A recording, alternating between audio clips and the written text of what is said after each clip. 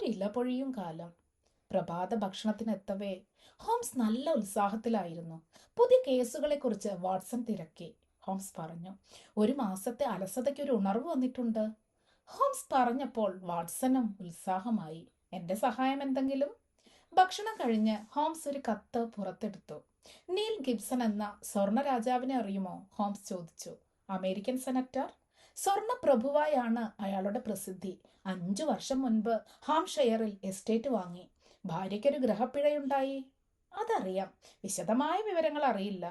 അപ്രതീക്ഷിതമായി എന്നെ തേടിയെത്തിയ കേസായതിനാൽ മുൻകൂർ കുറിപ്പുകൾ കരുതാനായില്ല. വിഞ്ചസ്റ്ററിലെ കോടതിയിലാണ് കേസ്. പുതുതായി എന്തെങ്കിലും കിട്ടിയാലേ നമ്മുടെ കക്ഷിക്ക് ഗുണമാകൂ. ദാ ഈ കത്ത് വായിക്കൂ. ഒക്ടോബർ 3 ചാർലിറ്റ്സ് ഹോട്ടലിൽ നിന്നുമുള്ള ആ കത്തിൽ ജെന്നിൽ ഗിബ്സൺ എന്ന പേര് വച്ചിരുന്നു.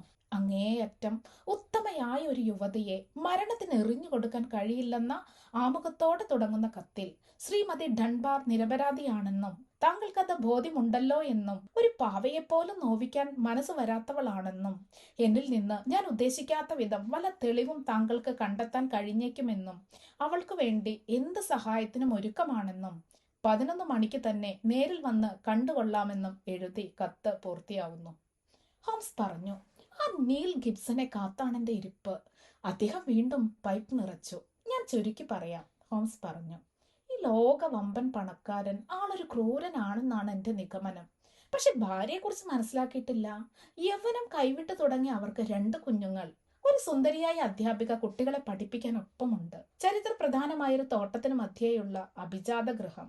അതിന് പഴക്കവും ഉണ്ട്.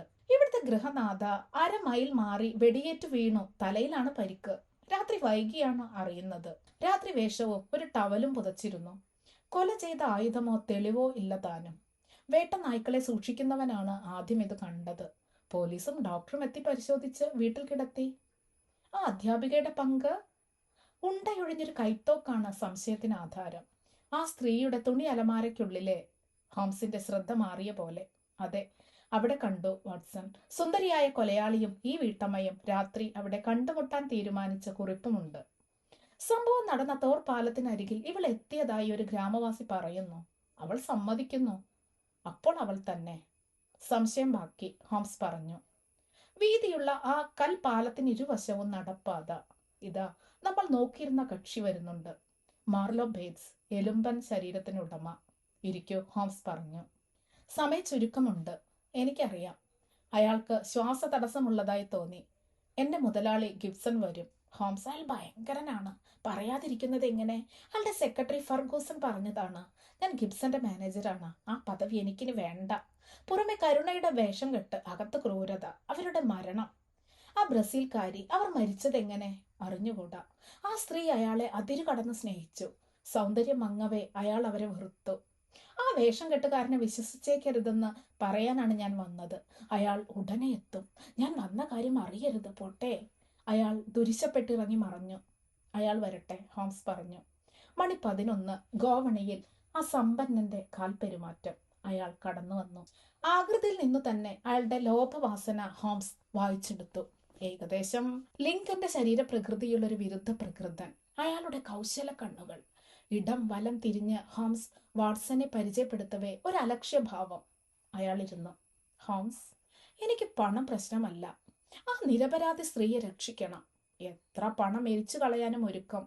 താങ്കൾ ചോദിച്ചാൽ മതി, ഗിബ്സൺ പറഞ്ഞു. എന്റെ നിരക്കിന് ഒരു പരിമിതിയുണ്ട്, അതിനപ്പുറമില്ല, ഹോംസ് പറഞ്ഞു. പ്രശസ്തിയാണല്ലോ പണത്തേക്കാൾ വലുത്. താങ്കളെ ലോകം പുകഴ്ത്തും. പണവും പേരൊന്നുമല്ല എന്റെ ലക്ഷ്യം. അന്വേഷണ വിജയത്തിന് വേണ്ടിയുള്ള അധ്വാനം മാത്രം. കാര്യത്തിലേക്ക് വരൂ. പത്രത്തിൽ വന്ന കാര്യങ്ങൾക്കപ്പുറം എന്തറിയാനുണ്ട്? ചോദിക്കൂ. ആ ഡാൻബാറുമായുള്ള താങ്കളുടെ ഇടപാടുകൾ? അയാൾ ഒന്ന് ഉയർന്നു താണു. പിന്നെ പറഞ്ഞു, അവൾ ജോലി ചെയ്യുന്നു. ഞാൻ ശമ്പളം കൊടുക്കുന്നു. എന്റെ കുട്ടികളെ പഠിപ്പിക്കുന്ന ഒരു സ്ത്രീ എന്ന നിലയിൽ ഞാൻ അവരെ കണ്ടിരുന്നു. ഹോംസ് എണീറ്റു.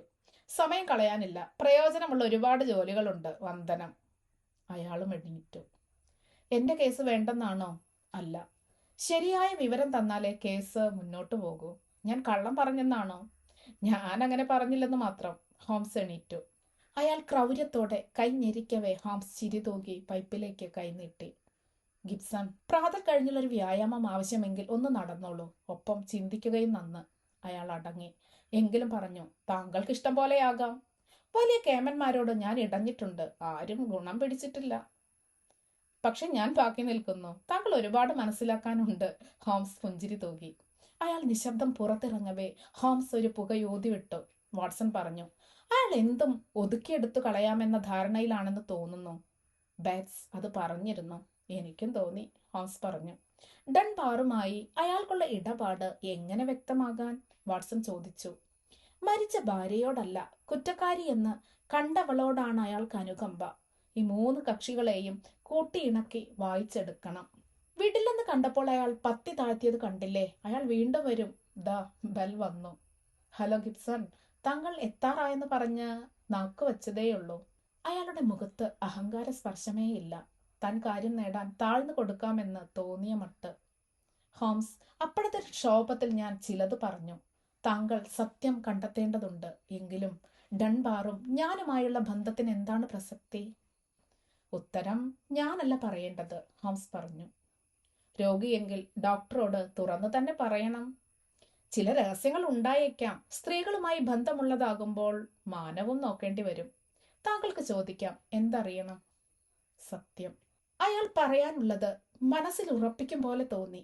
മുഖത്ത് ദുഃഖവും പേടിയും പരന്നതുപോലെ. ഹോംസ്, പറയാൻ പ്രയാസമുള്ള ചില കാര്യങ്ങളുണ്ട്. ബ്രസീലിൽ സ്വർണം കൊയ്യുന്നതിനിടയിൽ ഞാൻ എൻ്റെ ഭാര്യയെ കണ്ടുമുട്ടി. മനോവോസിലെ ഒരു ഉദ്യോഗപുത്രി. മരിയ പിന്റോ എന്ന സുന്ദരി. എൻ്റെ നല്ല പ്രായം, എല്ലാം മറന്നുള്ള പ്രണയം, പിന്നെ വിവാഹം. വർഷങ്ങൾക്കു ശേഷം അവളെ മടുത്തു. അവൾക്കും അങ്ങനെയായിരുന്നെങ്കിൽ എന്ന് കൊതിച്ചു. പക്ഷെ അവൾ വിടാതെ പിന്തുടർന്നു. ഗ്രേസ് ഡൺബാർ കുട്ടികളുടെ അധ്യാപികയായി എത്തി. അവളും അതീവ സുന്ദരി തന്നെ. സദാ കൂടെയുള്ള സുന്ദരിയോട് ഒരടുപ്പം തോന്നാത്ത പുരുഷനുണ്ടോ? താങ്കൾക്ക് കുറ്റപ്പെടുത്താനാകുമോ? അടുപ്പം തോന്നും, പക്ഷെ പ്രകടനമരുത്. മുഖം ഇരുണ്ടെങ്കിലും അയാൾ പറഞ്ഞു, എനിക്ക് അവളെ വിവാഹം ചെയ്യാൻ താല്പര്യമുണ്ടെന്നും പക്ഷെ അതിന് കഴിയില്ലെന്നും പറഞ്ഞു. മഹാമനസ്കൻ, ഹോംസ് പറഞ്ഞപ്പോൾ അയാൾക്ക് ശുണ്ഠി കയറി. ഞാൻ വന്നത് കേസിന്റെ കാര്യം പറയാനാണ്. താങ്കളുടെ സർട്ടിഫിക്കറ്റ് വേണ്ട. ആ സ്ത്രീയുടെ രക്ഷ തന്നെയാണ് എന്റെയും മനസ്സിൽ. നിങ്ങളാൽ സംരക്ഷിക്കപ്പെടേണ്ട ഒരു യുവതിയുടെ നാശത്തിന് നിങ്ങൾ തന്നെ വഴി തുറന്നാലോ? അതിനുവേണ്ടി പണം കൊടുത്ത് ന്യായങ്ങൾ സൃഷ്ടിച്ചു കളയാമെന്നാണോ? ഒന്നും നടക്കാതിരുന്നത് ഞാൻ ദൈവത്തിന് നന്ദി പറയുന്നു. അവൾ തെറ്റുകാരിയല്ല. എന്റെ ആഗ്രഹം അറിഞ്ഞ് അവൾ ജോലി ഉപേക്ഷിച്ചു പോകാനും ഒരുങ്ങി. പിന്നെ ഞാൻ മേലിൽ ശല്യക്കാരനാവില്ലെന്ന് വാക്കുകൊടുത്തു. അവൾ തീരുമാനം മാറ്റി. അവൾക്ക് വീട്ടിൽ പ്രാരാബ്ദങ്ങളുണ്ട്. ഉപദേശിച്ച് എന്നെ വരച്ച വരയിലാക്കാൻ കഴിയുമെന്നും അവൾക്കറിയാം.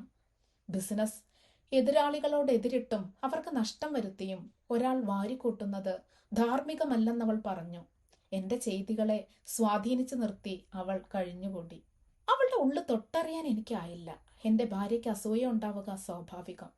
ഞാൻ ഈ സുന്ദരിയുടെ സ്വാധീനത്തിലാവുമ്പോൾ ഏതൊരു ഭാര്യയ്ക്കും തോന്നാവുന്നത്, അവൾക്കും കഴിയാത്തത് മറ്റൊരു സ്ത്രീക്ക് കഴിയുക. ആ വെറുപ്പ് കൂടിക്കൂടി കൊല്ലാൻ പോന്ന പക ജനിച്ചിരിക്കാം. അവസരം നോക്കി തോക്കുമായി അവൾ ചെന്നതുമാകാം. ബലപ്രയോഗത്തിനിടയിൽ ഇവൾക്കു തന്നെ സ്വന്തം കൈയാൽ മരണം സംഭവിച്ചതുമാകാം. കരുതിക്കൂട്ടി ഒരാൾ ചെയ്തതല്ലെങ്കിൽ അങ്ങനെയാകാം, ഹോംസ് പറഞ്ഞു. പക്ഷേ ഒരുവളുടെ വസ്ത്രങ്ങൾ സൂക്ഷിച്ചിരുന്ന അലമാരയിൽ നിന്ന് തോക്ക് കിട്ടുന്നു. അവൾ കുറ്റം നിഷേധിക്കുകയും ചെയ്യുന്നു. ഈ പെൺകുട്ടിയെ കണ്ട് സംസാരിക്കേണ്ടിയിരിക്കുന്നു. ഹോംസും വാട്സണും ഗിബ്സന്റെ ഹാംഷെയർ എസ്റ്റേറ്റിലെ തോർ ഭാഗത്തേക്ക് ചെന്നു. പ്രാഥമിക അന്വേഷണം നടത്തിയ സാർജന്റ് കോവൻട്രി ഗൗരവമുള്ളതെന്തോ പറയാനെന്ന മട്ടിൽ വാ തുറന്നാൽ കേൾക്കുന്നത് ചില മൂളലും മുക്കലും മാത്രം. പക്ഷെ പറ്റാത്തത് തുറന്ന് സമ്മതിക്കും. മാന്യനുമാണ്. പോലീസുകാരേക്കാൾ നിങ്ങളോടാണ് എനിക്ക് മതിപ്പ്, അയാൾ പറഞ്ഞു. ഞാൻ പ്രത്യക്ഷത്തിൽ ഒന്നും ചെയ്യുന്നില്ല, ഹോംസ് പറഞ്ഞു. കേസ് കഴിഞ്ഞാൽ പിന്നെ ഞാൻ ചിത്രത്തിൽ ഉണ്ടാവില്ല. സർ, കൂട്ടുകാരൻ വാട്സൺ വിശ്വസ്തനാണെന്നറിയാം. ഒരു കാര്യം ചോദിക്കുകയാണ്. സംഭവസ്ഥലത്ത് എത്തും മുമ്പേ അറിയാനാണ്. ആ നീൽ ഗിബ്സൺ എന്റെ ചിന്തയിലിരിക്കുന്ന വിഷയമാണ്. ആ ഡൺബാർ വളരെ നല്ലവളാണ് സാർ. ആ സുന്ദരിയെ വശത്താക്കാൻ, ഭാര്യയെ ഒഴിവാക്കാൻ ഗിബ്സൺ കൊതിച്ചിരിക്കും. തോക്ക് അയാളുടെ തന്നെ. തിട്ടപ്പെടുത്തിയോ? 2 എണ്ണമുള്ളതിൽ ഒന്നാണ്. പിന്നെ ഒന്നോ? അയാൾക്ക് കുറേ തോക്കുണ്ട്. കിട്ടിയ ഈ തോക്കിന്റെ കവർ 2 എണ്ണത്തിൻ്റെതാണ്. ഇവർ സംസാരിച്ചത് പോലീസ് സ്റ്റേഷന്റെ മുൻഭാഗത്തെ മുറിയിൽ. തുറസായ സ്ഥലത്തിലൂടെ 4 ഫർലോങ് നടന്നു ചെന്നാൽ തോർ പ്ലേസ് എസ്റ്റേറ്റിന്റെ പിൻഭാഗത്തെ ഗേറ്റിലെത്താം. മലമുകളിലെ ആ മാളിക കൊത്തുപണികളോടുകൂടി ട്യൂഡർ ജോർജിയൻ മാതൃക. ഒരു ഭാഗത്ത് തടാകം, മധ്യത്ത് വീതിയുള്ള കല്ലുപാലത്തിലൂടെ വാഹനങ്ങൾ പോകുന്നു. ദാ അവിടെയാണ് ബോഡി കിടന്നത്, സാർജന്റ് പറഞ്ഞു. അവിടെ ഒരു ഭാഗത്ത് മറ്റൊരു കല്ല് കണ്ടു. ഗിബ്സൺ അറിയിച്ചതിനനുസരിച്ചാണ് ഞാൻ എത്തിയത്. മലമുകളിലെ ആ മാളിക കൊത്തുപണികളോടുകൂടിയ ട്യൂഡർ ജോർജിയൻ മാതൃക. ഒരു ഭാഗത്ത് തടാകം, മധ്യത്ത് വീതിയുള്ള കല്ലുപാലത്തിലൂടെ വാഹനങ്ങൾ പോകുന്നു. ദാ അവിടെയാണ് ബോഡി കിടന്നത്, സാർജന്റ് പറഞ്ഞു. അവിടെ ഒരു കല്ല് കണ്ടു. ഗിബ്സൺ അറിയിച്ചതിനനുസരിച്ചാണ് ഞാൻ എത്തിയത്. ഒന്നും മാറ്റാൻ അയാൾ സമ്മതിച്ചിരുന്നില്ല. വെടി പൊട്ടിയത് അടുത്തു നിന്നായിരുന്നു അല്ലേ? അതെ, ആ പള്ളിക്ക് പിറകിൽ നിന്നാണ്. അവരുടെ ഇടതു കൈയിൽ ഒരു കുറിപ്പ് മുറുക്കി വെച്ചിരുന്നു. ഞാൻ തോർ പാലത്തിൽ 9 മണിക്കെത്തും. ഡൺബാർ എന്ന പേര് വെച്ചിരുന്നു. ഡൺബാർ അക്കാര്യം സമ്മതിച്ചോ? സമ്മതിച്ചു. അക്കാര്യമൊക്കെ ഇനി കോടതിയിലാണ്. മറ്റേ സ്ത്രീ കൊടുത്ത കുറിപ്പ് ഈ സ്ത്രീ എന്തിന് കയ്യിൽ കരുതണം? തമ്മിൽ കാണുമ്പോൾ ആൾ ആരാണെന്ന് അറിയിക്കേണ്ട കാര്യമുണ്ടോ? ഹോംസ് പാലത്തിന്റെ കൈവരിയിലിരുന്നു. ചുറ്റിനും രൂക്ഷമായ നോട്ടം ചെന്നു. എതിരെയുള്ള കൈവരിയിൽ കണ്ണുറപ്പിച്ച ശേഷം അദ്ദേഹം ലെൻസ് എടുത്തു.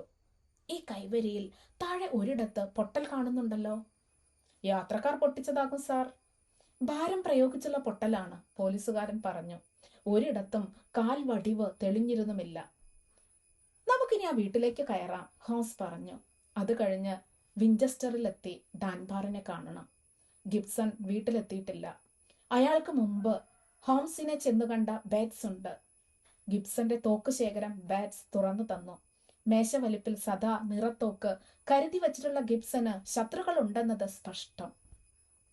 ഞങ്ങൾ ഇദ്ദേഹത്തെ സദാ ഭയപ്പെട്ടിരിക്കുകയായിരുന്നു സർ, ബാറ്റ്സ് പറഞ്ഞു. ഭാര്യ പലപ്പോഴും പേടിച്ചു വിറച്ചിരുന്നു. ശാരീരിക പീഡനം വല്ലതും? കണ്ടിട്ടില്ല, പക്ഷെ വേദനിപ്പിച്ചിരുന്നു. അവർ ഇറങ്ങവേ ഹോംസ് വാട്സനോട് പറഞ്ഞു. കൃത്യം മിക്കവാറും ആ കുറിപ്പിൽ കണ്ട സമയത്ത് തന്നെ ആയിരിക്കണം. വായന മുറിയിലൊക്കെ അപായമണി കേട്ടിരുന്നുവത്രേ. 8:30 ഭക്ഷണം കഴിഞ്ഞിരിക്കും. ഗിബ്സൺ 5 മണിക്ക് ശേഷം പുറത്തിറങ്ങിയതായി കാണുന്നില്ല. ഒരു കാര്യം ഒഴിച്ചാൽ ഡൺബാറിനെതിരെയാണ് സംഭവങ്ങൾ. അതായത് അവളുടെ തുണിയലമാരയിൽ നിന്നാണ് തോക്ക്. പക്ഷേ അതൊരു സൂത്രമാണോ? വ്യക്തമാകുന്നില്ല, വാട്സൺ പറഞ്ഞു.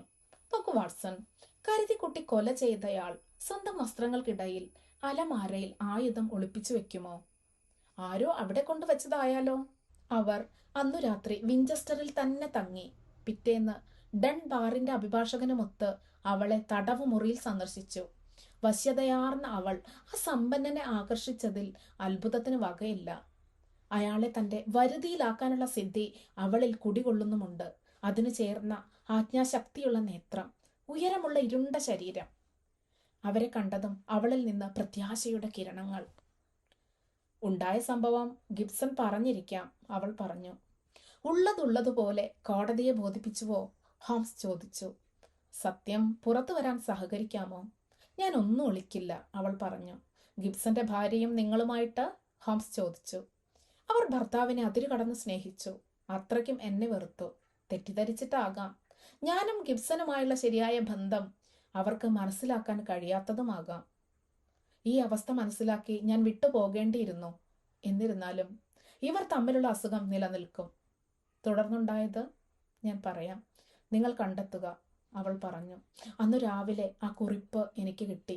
അത് കുട്ടികളെ പഠിപ്പിക്കുന്നിടത്തെ മേശപ്പുറത്ത് കണ്ടു.